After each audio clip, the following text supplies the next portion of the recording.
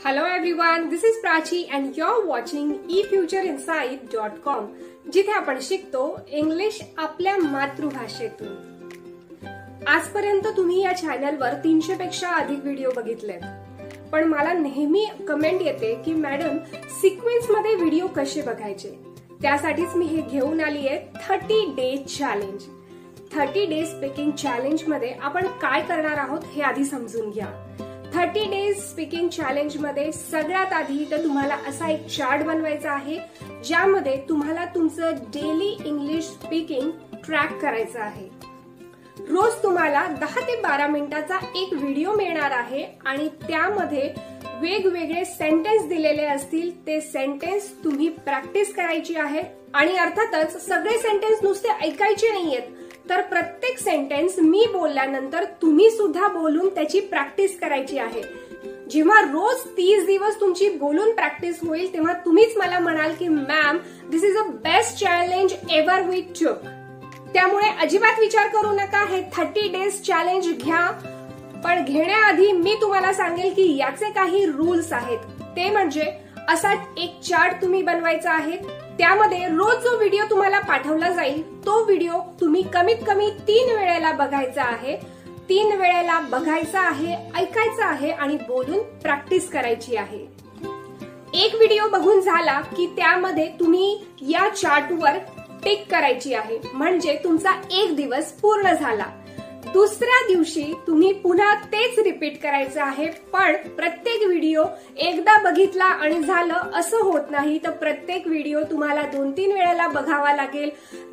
ज्यांना जास्त गरज आहे त्यांना कदाचित जास्त वेळेला बघावं लागेल। पण याची एक टेक्निक मी तुम्हाला सांगते की ज्या लोकांना आता ग्रामर शिकण्याचा कंटाळा आलाय पण इंग्लिश तर शिकायचं आहे आणि इंग्लिश तर फाडफाड बोलायचं आहे, त्यासाठी हा एक सोपा मार्ग आहे। तर तुम्ही सेंटेन्स बघून शिकणार आहात, बोलून शिकणार आहात। याआधी सुद्धा असे व्हिडिओ मी तुमच्यासाठी आणलेले आहेत, पण आता मी घेऊन आली आहे 30 डेज स्पीकिंग चॅलेंज। आणि ते जर तुम्ही केलं तर तुम्ही कमेंटमध्ये नक्की लिहाल की ma'am this is a best challenge आणि आम्हाला त्याचा फायदा झाला। 30 दिवस जर हे स्ट्रक्चर तुम्ही फॉलो केलं तर याचा तुम्हाला नक्कीच फायदा होईल, याची मला खात्री आहे। इंग्रजी शिकण्यासाठी ही खूप सोपी टेक्निक आहे। यासाठी मी तुम्हाला एक गोष्ट सांगते की आपल्या घरामध्ये जर कोणी लहान मूल असेल तर ते आपली भाषा, मातृभाषा ती सुद्धा त्याच्यासाठी नवीनच असते, पण तो ती कशी बोलायला शिकतो तर ऐकून ऐकून ती बोलायला शिकतो। आजूबाजूचे लोक कसे बोलतात, कसे वावरतात त्याप्रमाणे तो बोलायला लागतो आणि तो शिकतो। म्हणजे listen, repeat and speak. Okay, listen, repeat and speak म्हणजे तो ऐकतो, तो मनातल्या मनात ते रिपीट करतो आणि नंतर ते बोलतो, म्हणून त्याची प्रॅक्टिस होते आणि ते त्याला अर्थपूर्ण समजलेलं असतं। त्याप्रमाणेच आपण हे सगळे सेंटेन्सचे मी तुम्हाला अर्थ सांगणार आहे आणि तुम्हाला मी सेंटेन्स बोलून दाखवणार आहे। तर मी ज्या पद्धतीने बोलेल, मी ज्या टोनमध्ये बोलेल त्या टोनमध्येच तुम्हाला तो बोलायचा आहे। त्यासाठी तुम्हाला वेळ दिलेली असेल। तर तुम्ही तयार आहात ना हे 30 डेज चॅलेंज साठी? सो आय होप तुम्ही तयार असाल या 30 डेज चॅलेंज साठी। यासाठी तुम्ही मला इंस्टाग्रामवर आणि टेलिग्रामवर फॉलो करू शकता। खाली तुम्हाला डिस्क्रिप्शन मध्ये लिंक दिलेल्या आहेत आणि तुम्हाला इथे स्क्रीनवर तुम्हाला आयडी सुद्धा दिसतायत, त्यामुळे फॉलो करायला नक्कीच विसरू नका। So without wasting time let's get started.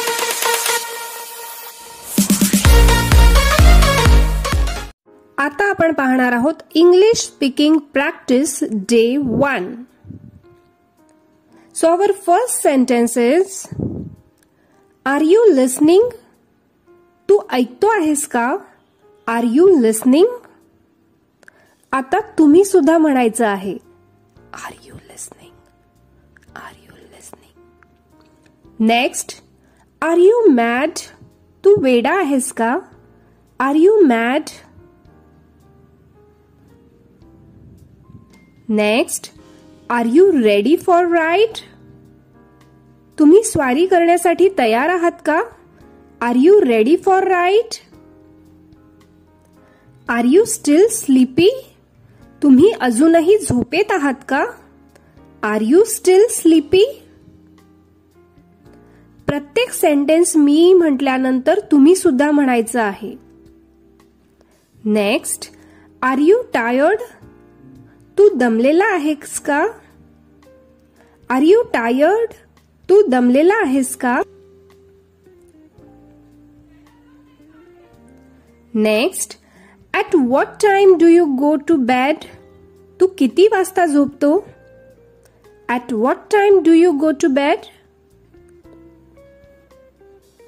Next, be careful with strangers. अनोळखी व्यक्तींपासून सावध रहा.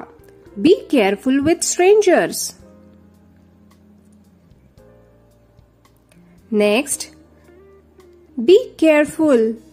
सावधान रहा. Be careful. Next, behave yourself. तुम्ही जरा व्यवस्थित वागा. Behave yourself. Next, believes in yourself. स्वतःवर विश्वास ठेवा. Believes in yourself. Next, can I stay here with you? मी तुमच्या सोबत राहू शकते का? Can I stay here with you? Next, can you turn the volume down? तुम्ही आवाज कमी करू शकता का? Can you turn the volume down? Next, close the window. खिडकी बंद करा. Close the window. Next, come at least once. किमान एकदा तरी ये. Come at least once. Next, come with me. माझ्या सोबत चला. Come with me. Next, come with us. आमच्या सोबत चल. Come with us. Next, complete your homework. तुमचा गृहपाठ करा. Complete your homework. तुमचा गृहपाठ करा. Complete your homework. Next, control your tongue. आपल्या जिभेवर नियंत्रण ठेवा. Control your tongue. Next, do iron on clothes. कपड्यांवर इस्त्री करून द्या. Do iron on clothes. Next, do me a favour please. माझ्यावर एक उपकार करा. Do me a favour please. Next, do you have fever. तुला ताप आहे का? Do you have fever. Next, do you have no idea about this. तुला याविषयी काहीही माहिती नव्हतं का?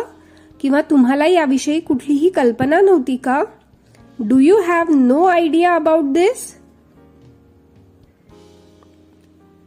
Next, do you really mean it. तुम्ही नक्की खरे बोलता आहात का? Do you really mean it.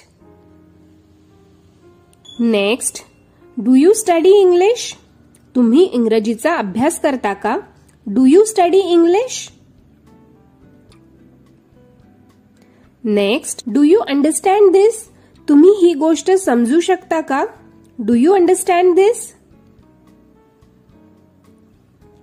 Next, don't depend on your luck.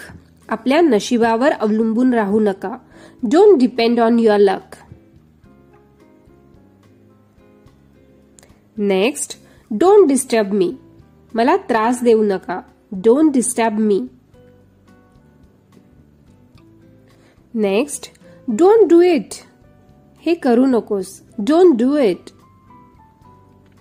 Next, don't drag your feet. पाय घसरत चालू नको. Don't drag your feet. Next, don't drink and drive. दारू पिऊन वाहने चालवू नका. Don't drink and drive.